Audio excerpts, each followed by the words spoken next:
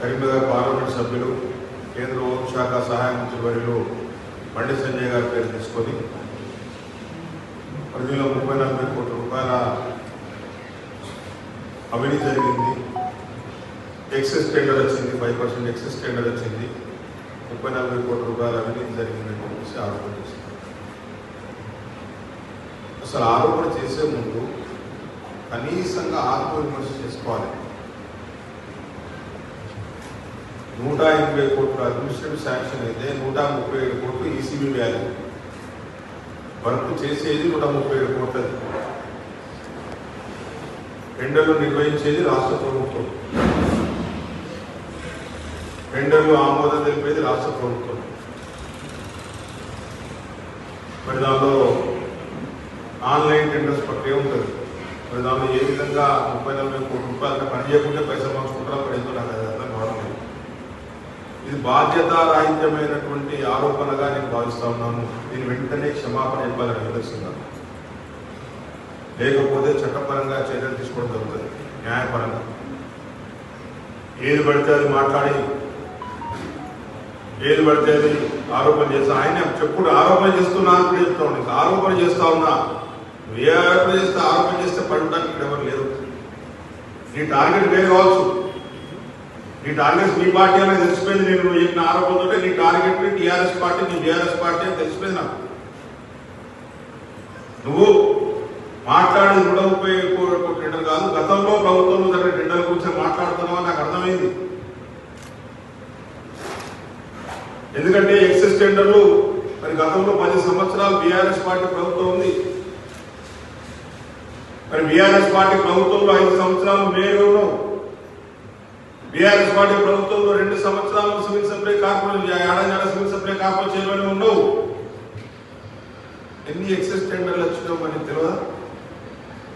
నువ్వు ఏదైతే సంస్థ అని చెప్తా ఉన్నావో ఆ సంస్థకి దాదాపు 6,000 కోట్ల రూపాయల టెండర్లు ఇచ్చింది నీ ప్రభుత్వం. అన్ని ఎక్సెస్ టెండర్లు. నువ్వు ఏదైతే నేను ఒక సంస్థ పేరు తీసుకొని ఈ సంస్థకు ఎట్లా ఇస్తారు టెండర్లు, 5% ఎక్సెస్ ఎట్లా ఇస్తారు టెండర్లు అని నేను అన్నావు కదా. అదే సంస్థకు మీ ప్రభుత్వమే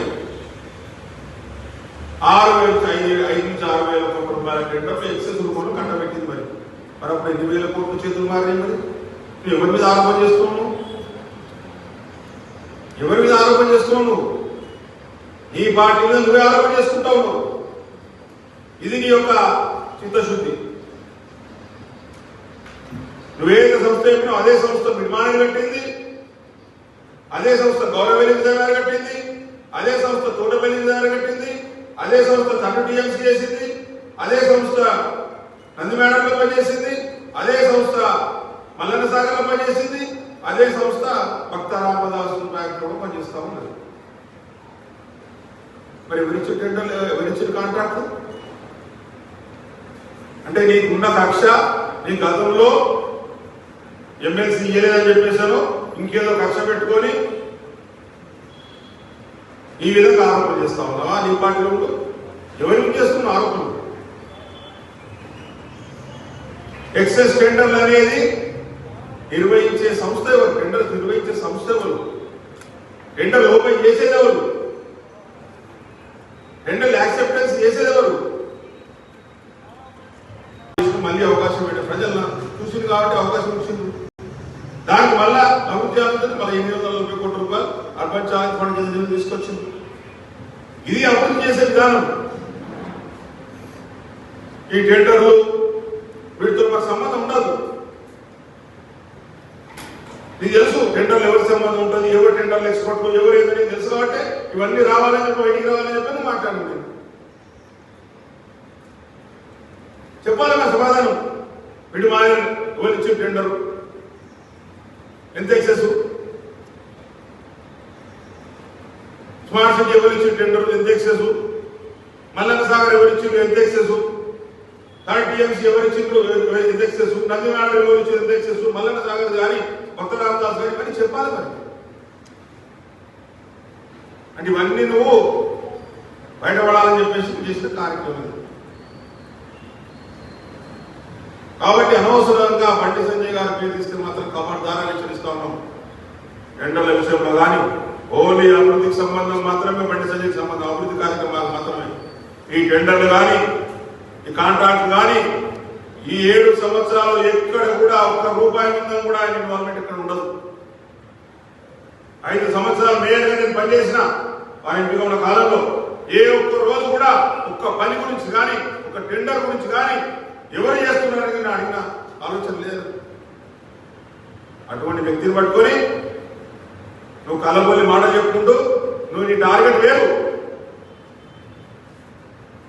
ఇండైరెక్ట్ గా మాట్లాడు. ఇవన్నీ బయటికి రావాలి, మానేరు డిపార్ట్మెంట్ బయటికి రావాలి, ఇవన్నీ బయటికి రావాలని.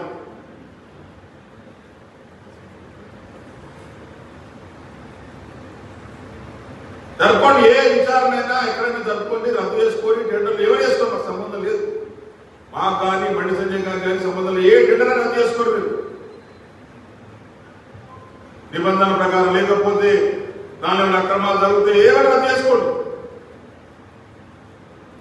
కానీ అనవసరంగా మాట్లాడితే, అనవసరంగా బండి సంజయ్ గారి పేరు ఇస్తే మాత్రం మర్యాద దక్కదు, బాధ్యత ఉండదు. బాధ్యతగా మాట్లాడడం నేర్చుకోండి, క్షమాపణ చెప్పండి, బహిరంగంగా క్షమాపణ చెప్పండి, లేకపోతే చట్టపరమైన చర్య తప్పకుండా తీసుకోవడం జరుగుతుందని చెప్పి తెలుస్తాము.